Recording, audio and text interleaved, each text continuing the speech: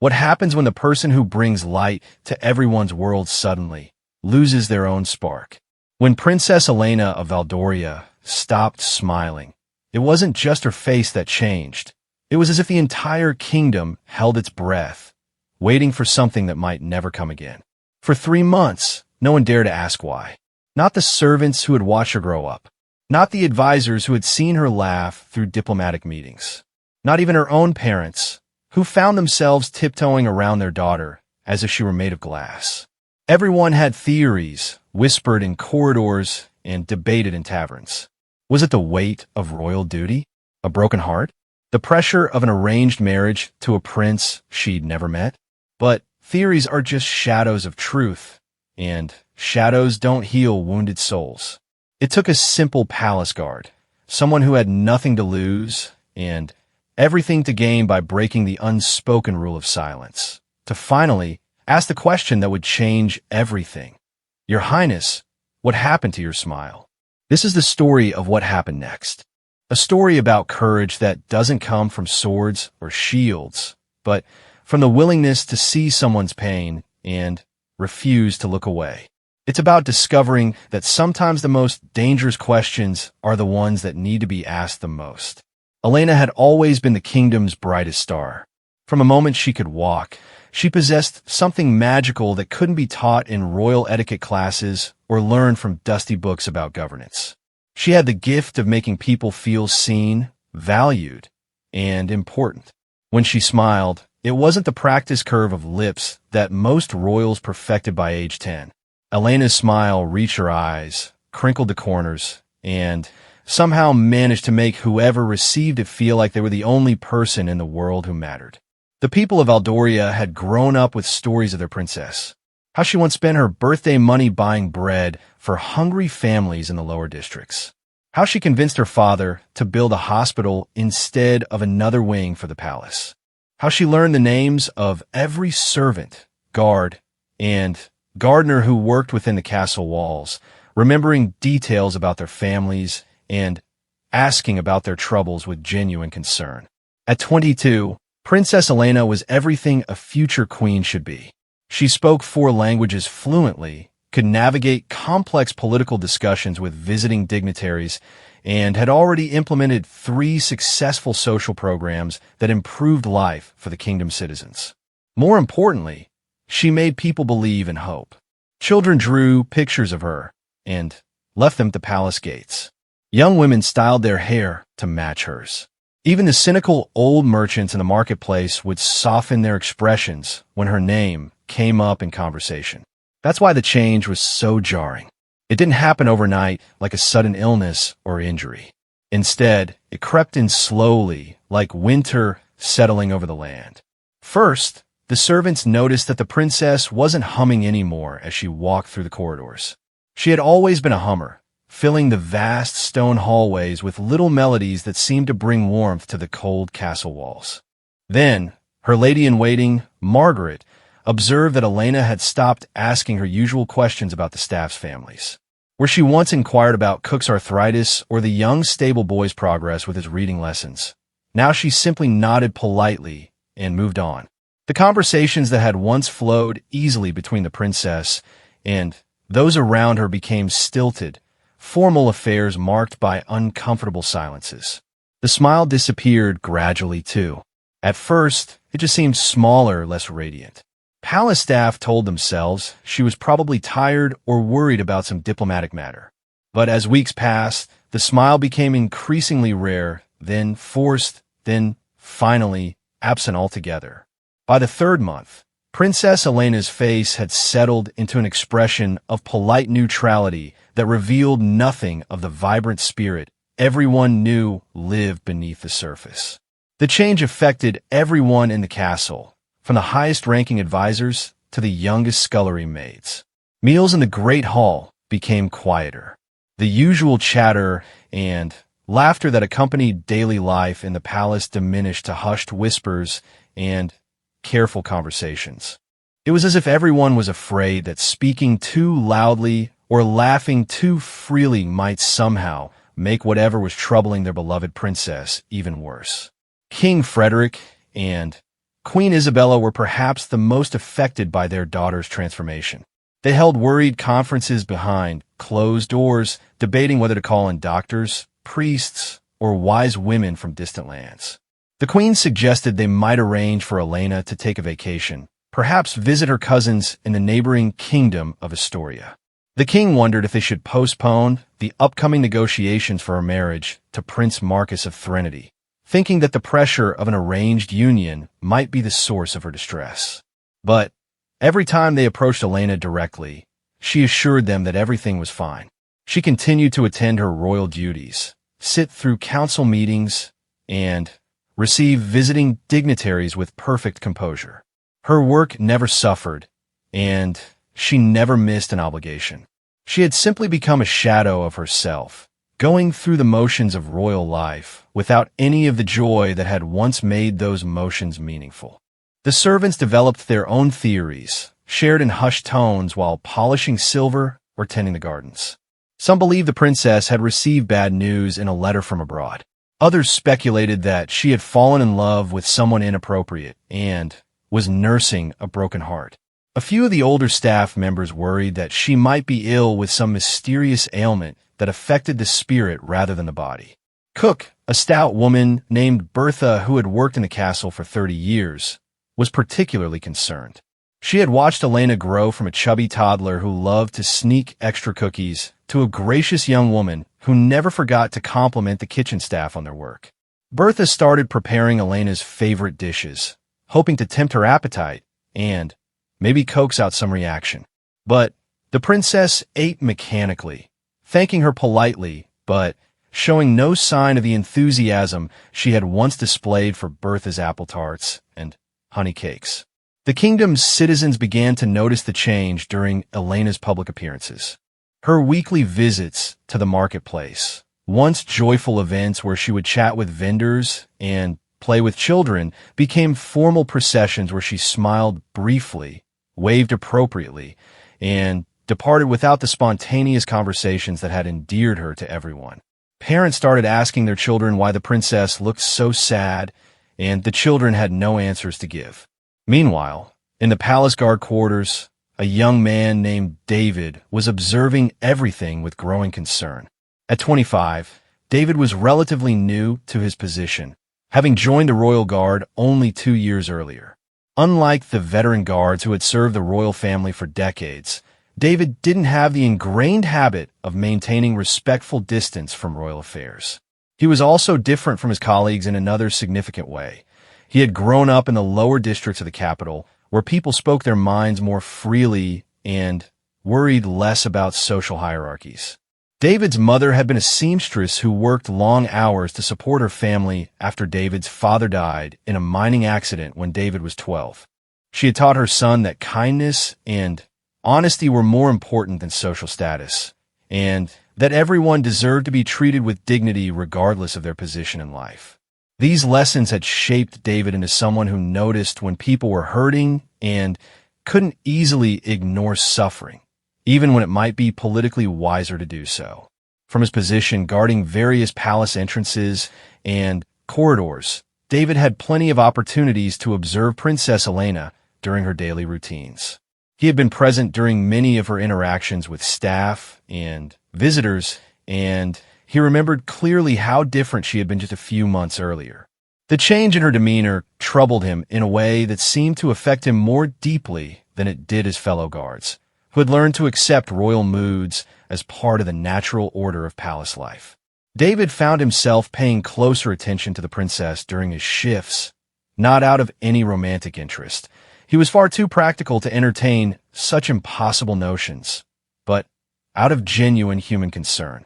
He watched as she mechanically performed her duties, noted the absence of spontaneous laughter or genuine smiles, and observed how carefully everyone around her avoided acknowledging that anything had changed.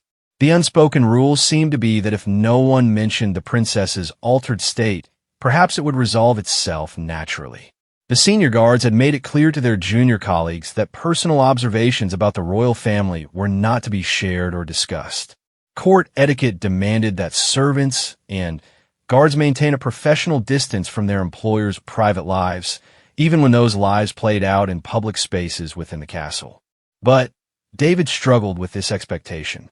His upbringing had taught him that when someone you cared about was clearly suffering, the appropriate response was to offer help, not to pretend nothing was wrong. He understood the logic of royal protocol. Maintaining stability and avoiding gossip were important for the kingdom's well-being. However, he also believed that Princess Elena's obvious distress was affecting everyone around her, creating an atmosphere of tension and worry that seemed to grow stronger with each passing day. As he stood guard outside the throne room during a particularly lengthy council meeting, David made a decision that would change everything. He couldn't continue to watch someone he respected and admired suffer in silence, while everyone around her maintained a conspiracy of polite blindness. The princess had always treated him with kindness and respect, remembering his name and asking about his mother's health during their brief interactions. She deserved better than to be surrounded by people who were too afraid of social conventions to acknowledge her pain. The question was how to approach her.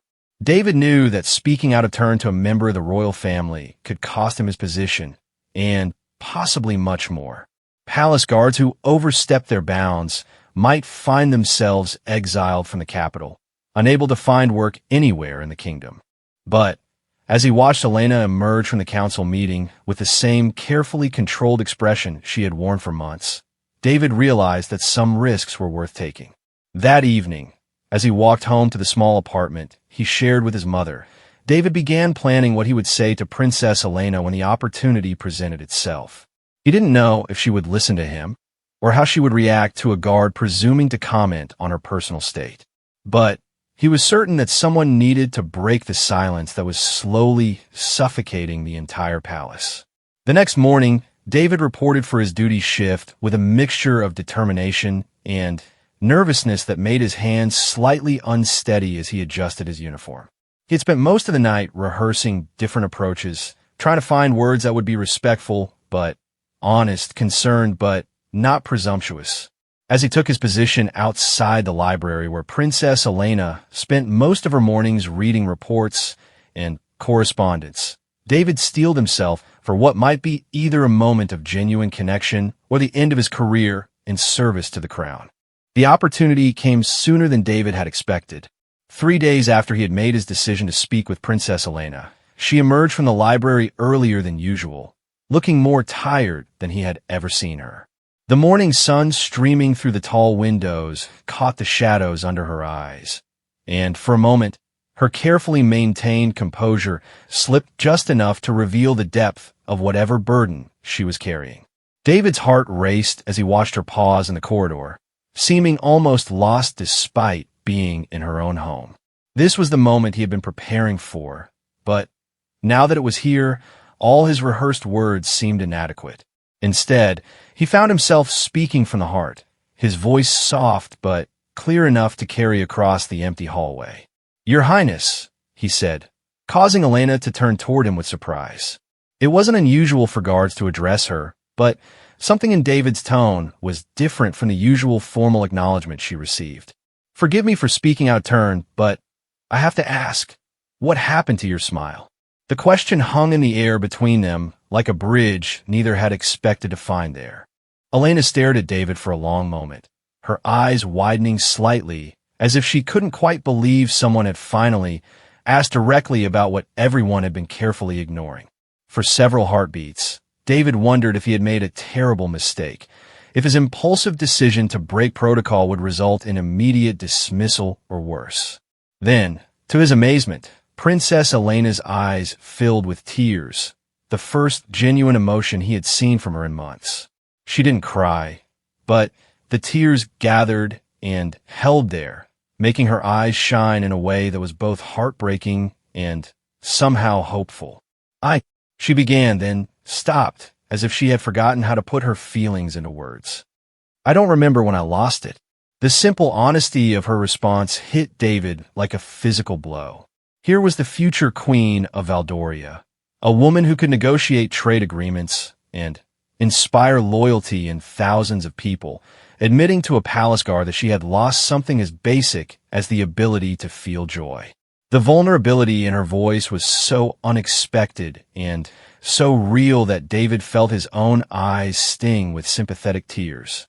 "Would you like to talk about it?" he asked, knowing he was stepping even further beyond the boundaries of appropriate behavior, but unable to stop himself. "I mean, if you want to tell someone who isn't required to report everything to the council or your parents." Elena looked at him with something approaching wonder, as if he had offered her something precious that she had thought was lost forever. After a moment's hesitation, she glanced around the empty corridor and then back at David. "Not here," she said quietly. "Meet me in the rose garden after the evening meal, by the fountain near the south wall." The rest of David's shift passed in a blur of nervous anticipation and second thoughts. Had he really just arranged a private meeting with the princess? Was he walking into a trap that would end with his exile from the kingdom? But every time he considered backing out, he remembered the look in Elena's eyes when he had asked his question: surprise, relief, and something that might have been gratitude. That evening, David made his way to the rose garden with his heart pounding so loudly he was certain everyone in the palace could hear it. The sun was setting, casting long shadows between the carefully tended flower beds and creating a sense of privacy in what was normally a very public space. He found the fountain Elena had mentioned, a modest stone structure surrounded by benches that were often occupied during the day by courtiers and visitors seeking a peaceful place to talk. Elena was already there, sitting on one of the benches with her hands folded in her lap. She had changed from her formal day dress into something simpler, though still unmistakably expensive. More importantly, she looked smaller somehow, less like the imposing figure she cut during official functions, and more like a young woman carrying a burden too heavy for her shoulders. "You came," she said as David approached, and he could hear both surprise and relief in her voice. "Of course," David replied, settling onto the bench beside her, but maintaining a respectful distance. "Did you think I wouldn't?" Elena was quiet for a moment, staring at the water trickling from the fountain. When she finally spoke, her voice was so soft that David had to lean slightly forward to hear her. "3 months ago, I received a letter," she began. "It was from a woman named Catherine who lives in the Eastern Province. She wrote to tell me that her daughter, a little girl named Rose, was dying of a fever. Catherine had heard that I sometimes help families in need, and she was desperate. She asked if there was anything I could do, any way I could help her save her child." David waited, sensing that Elena needed to tell this story in her own way and at her own pace. "I immediately sent one of our best physicians to the Eastern Province, along with medicines and gold to help the family. I felt good about it, proud that I could make a difference in this little girl's life." Elena's voice began to shake slightly. 2 weeks later, I received another letter from Catherine. Rose had died anyway. The fever had been too strong, and she had passed away just hours before our physician arrived. "I'm sorry," David said quietly, beginning to understand the weight Elena had been carrying. "But that wasn't the worst part," Elena continued, tears now flowing freely down her cheeks. "Catherine's second letter thanked me for trying to help, but it also told me about 5 other children in their village who had died of similar fevers over the past year. Children whose families had never written to me because they didn't know they could, or because they couldn't write at all, or because they didn't dare to hope that a princess would care about their problems." The full scope of Elena's anguish began to dawn on David. She wasn't just grieving for one child. She was grappling with the realization that her ability to help people was limited, that there were countless suffering individuals she would never even know existed. "I started thinking about all the letters I don't receive," Elena said, her voice growing stronger as she continued to share her burden. "All the people who are dying or suffering or desperately in need while I sit in council meetings discussing trade routes and tax policies. How can I smile and laugh and enjoy my comfortable life when I know there are children like Rose dying because help arrived too late or never arrived at all?" David felt a profound sadness wash over him, not just for the children Elena was talking about, but for the princess herself. She had been carrying this impossible weight alone for months, trying to process feelings of guilt and helplessness that would have challenged anyone, let alone someone who had been raised to believe she could make a meaningful difference in people's lives. "Your Highness," David said carefully, "you can't save everyone. No one person can carry that responsibility. But I should be able to save more than I do," Elena replied fiercely. "I have resources, power, influence. If I can't use these things to prevent children from dying of preventable diseases, what good am I? What's the point of being a princess if I can't actually protect the people I'm supposed to serve?" David could see that Elena had been trapped in a cycle of thinking that made it impossible for her to find peace. Every privilege she enjoyed felt like a betrayal of those who suffered without help. Every moment of potential happiness was overshadowed by the knowledge that others were in pain. She had become paralyzed by the enormity of the world's problems and her own limitations in addressing them. "Can I tell you something about my father?" David asked, and Elena nodded. "He died in a mining accident when I was 12. It was preventable. The mine owners had been warned about dangerous conditions, but chose to save money instead of fixing them. 10 men died that day, and their families were left with nothing." Elena looked at him with fresh attention, perhaps realizing for the first time that the guard she was speaking with had his own experience with loss and injustice. "My mother could have spent the rest of her life angry about that, could have let the unfairness of it consume her," David continued. "Instead, she chose to focus on what she could control.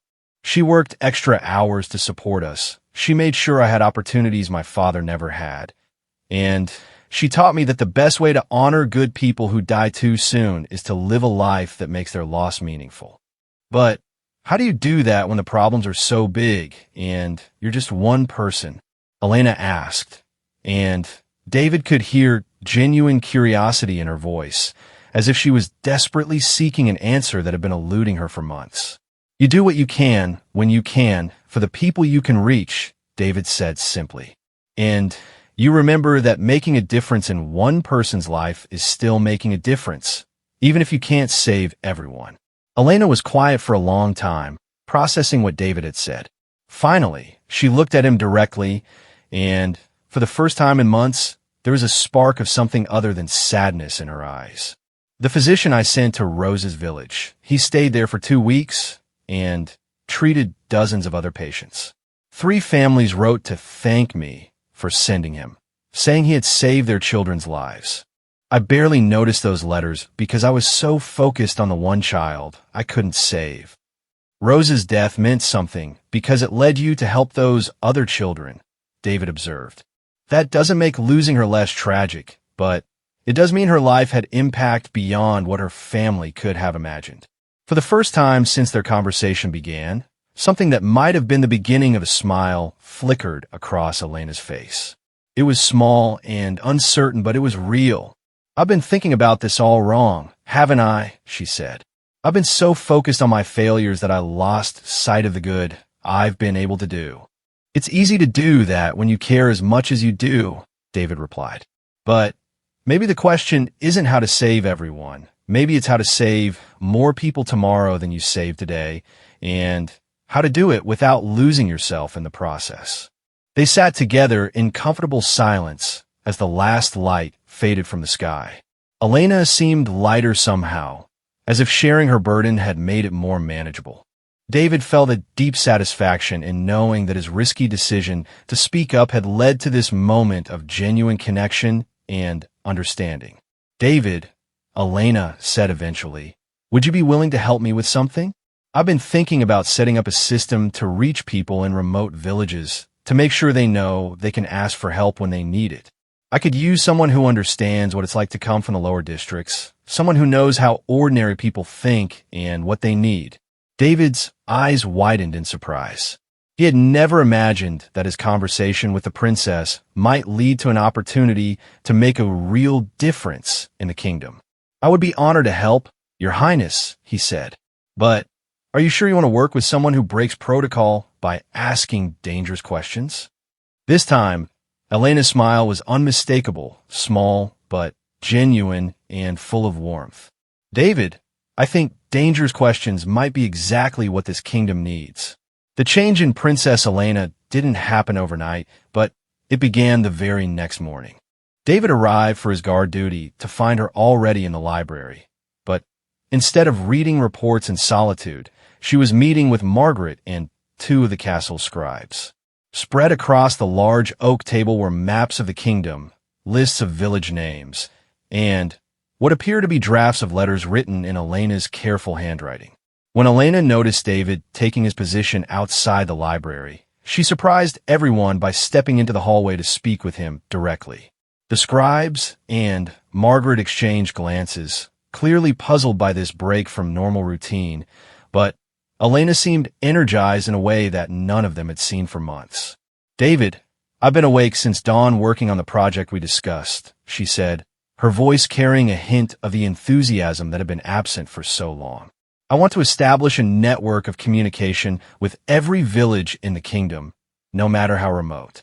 People need to know that help is available, and we need better ways to reach them quickly when emergencies arise." David could see the spark of purpose that had returned to Elena's eyes, and it filled him with both joy and a sense of responsibility. By encouraging her to channel her guilt into action, he had helped unlock the passionate, caring leader she had always been beneath her recent despair. "What can I do to help?" he asked, meaning it completely. "I need someone to travel to the outer provinces, to visit villages, and talk with local leaders about setting up communication systems. Someone who can speak to people as equals, not as a representative of distant royalty," Elena explained. "Would you be willing to take a temporary leave from guard duty to work on this project?" The request was so unexpected that David momentarily forgot to breathe. Elena was offering him a chance to leave his position as a palace guard to work directly with her on something that could benefit thousands of people across the kingdom. It was an opportunity beyond anything he had ever imagined for himself. "Your Highness, I would be honored to take on this responsibility," he said, trying to keep his voice steady despite the excitement building in his chest. "When would you want me to begin?" "As soon as possible," Elena replied. "But first, I need to discuss this with my parents and the council. Creating a new communication network will require resources and official approval." That afternoon, Elena requested a private audience with her parents. King Frederick and Queen Isabella had been growing increasingly concerned about their daughter's prolonged sadness, so they were both relieved and curious when she entered their private sitting room with more energy than they had seen from her in months. "Mother, Father, I want to tell you about a project that I believe could significantly improve our ability to serve the people of our kingdom," Elena began, settling into the chair across from where her parents sat together on their favorite sofa. As she explained her vision for the communication network, Elena's parents watched with growing amazement. This was their daughter, as they remembered her, passionate, thoughtful, and focused on practical solutions to real problems. The listless young woman who had been going through the motions of royal duty for the past 3 months seemed to have been replaced by someone who radiated purpose and determination. "This sounds like an excellent initiative," King Frederick said when Elena finished her presentation. "But what brought about this sudden change? Just yesterday you seemed so distant." Elena hesitated for a moment, knowing that explaining the source of her inspiration would require revealing her recent struggles in a way she had never done before. But the conversation with David had taught her the value of honesty, even when it made her vulnerable. "I've been carrying a heavy burden for the past few months," she admitted. "I received a letter about a child who died before help could reach her, and it made me realize how limited my ability to help people really is. I became so focused on my failures that I lost sight of what I could accomplish." Queen Isabella leaned forward with concern. "Elena, why didn't you talk to us about this? We could have helped you work through these feelings." "I didn't know how to explain it without sounding ungrateful for everything I have," Elena replied. "But talking with someone who understood both loss and the importance of focusing on what can be changed helped me see things differently." "Who was this person?" King Frederick asked, curiosity evident in his voice. "David, one of our guards. He lost his father in a mining accident and learned from his mother how to channel grief into positive action, Elena explained. He's also the person I want to lead the village outreach for this project. Elena's parents exchanged a meaningful look. They were experienced enough in royal politics to understand the delicate nature of their daughter's request. Elevating a palace guard to a position of significant responsibility was unusual, but not unheard of when exceptional circumstances warranted it. If this guard has the qualities you believe he has, and if he's willing to take on such a challenging assignment, then we support your judgment, Queen Isabella said. But he'll need proper training in diplomacy and protocol before he can represent the crown in official capacity. I've already thought of that, Elena said, smiling genuinely for the first time in their presence since their troubles began. I want to work with him personally to prepare him for this role. He has insights into how common people think and feel that could be invaluable in making this project successful. Over the following weeks, Elena threw herself into developing her communication network with the same intensity she had once brought to her other royal duties, but with a renewed sense of purpose that transformed everything around her. She and David spent hours each day planning routes through the kingdom, identifying key villages that could serve as regional communication hubs, and developing protocols for emergency messaging. The change in Elena's demeanor had a ripple effect throughout the palace. Servants began humming again as they worked, sensing that the oppressive atmosphere of recent months was lifting. Cook Bertha noticed that the princess was not only eating her meals with actual appetite, but was also back to complimenting the kitchen staff and asking about their families. The guards reported that Elena had returned to her practice of learning everyone's names and remembering personal details about their lives. Most importantly, Elena's smile returned gradually but genuinely. It wasn't the same carefree expression of joy she had worn before her crisis. This new smile carried depth and understanding that came from having wrestled with difficult truths about the world and her place in it. When she smiled now, it was with the knowledge that life contained both tremendous suffering and tremendous opportunity to make that suffering more bearable. David's transformation was equally remarkable.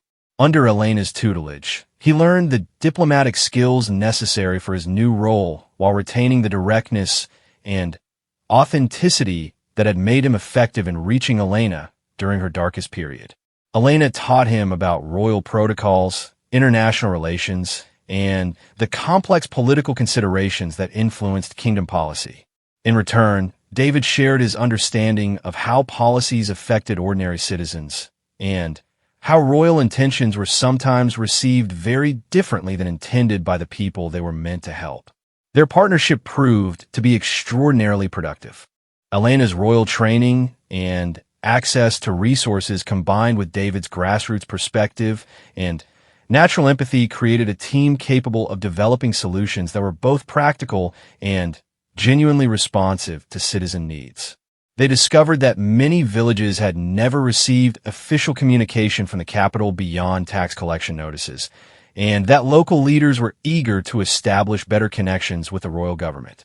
The first test of their communication network came sooner than expected. A late spring flood in the western province threatened several farming communities, and thanks to the new system Elena and David had established, word reached the capital within 2 days instead of the week or more it might have taken previously. Elena was able to dispatch emergency supplies and personnel quickly enough to prevent what could have been a disaster from becoming a tragedy. When the rescued villagers sent thank you letters to the palace, Elena read each one carefully, but this time she focused on the lives saved rather than dwelling on what more she might have done. She had learned to measure success by progress made rather than perfection achieved, and this shift in perspective allowed her to find satisfaction in good work without being paralyzed by the impossibility of solving every problem. 6 months after David had asked his dangerous question, Princess Elena stood before the full royal council to present a comprehensive report on the communication network project. The system now connected over 200 villages across the kingdom, had facilitated rapid response to 3 different emergencies and had created new opportunities for remote communities to access resources and support from the capital. This project succeeded because we were willing to ask difficult questions and listen to uncomfortable answers, Elena told the assembled advisors. We discovered that many of our citizens felt disconnected from royal authority, not because they were ungrateful, but because they had no way to communicate their needs or to know that help was available when they needed it. After the council meeting, Elena found David in the palace courtyard, where he was preparing for another journey to the northern provinces. Their working relationship had evolved into something that transcended the traditional boundaries between royal and subject. They had become genuine collaborators united by shared purpose and mutual respect. "Are you ready for another adventure in rural diplomacy?" Elena asked, approaching David with the easy familiarity that had developed between them over months of working together. "Always," David replied, grinning. "Though I have to admit, I never expected that asking you what happened to your smile would lead to all this." Elena laughed, a sound that had become increasingly common around the palace, and never failed to lift the spirits of everyone who heard it. Her laughter was different now than it had been before her period of darkness. Richer, more knowing, touched with awareness of life's complexities, but not diminished by them. "You know what I learned from all of this?" Elena said, looking out across the courtyard where servants and guards went about their daily routines with the comfortable efficiency that characterized a well-functioning royal household. Sometimes the most dangerous questions are dangerous precisely because they lead to the most important answers. David nodded, understanding exactly what she meant. His decision to break protocol and speak honestly to a princess in distress had been risky, but it had also been necessary. By refusing to ignore Elena's obvious pain, he had helped her find a path back to purpose and joy that was stronger than what she had possessed before her crisis. "Your Highness," David said, using the formal address he still employed in public settings despite their close working relationship, "I think the kingdom is lucky to have a future queen who isn't afraid of dangerous questions." Elena smiled at him, and in that smile was all the warmth and genuine caring that had made her beloved by her people, enhanced now by wisdom earned through struggle and growth.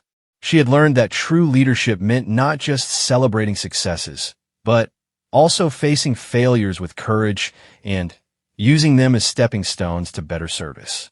As David departed for his latest mission, Elena returned to her duties with renewed energy and purpose. The communication network continued to expand and evolve, reaching more communities and saving more lives with each passing month. But perhaps more importantly, Elena had discovered that her own struggles with guilt and helplessness had given her deeper empathy for the people she served and better understanding of how to channel privilege and power in a meaningful assistance for those who needed it most. The princess who had stopped smiling had found her way back to joy, not by forgetting the world's sorrows, but by learning to balance grief for what could not be changed with action toward what could be improved. And it had all started with a guard who cared enough to ask a dangerous question and a princess who was brave enough to answer it honestly.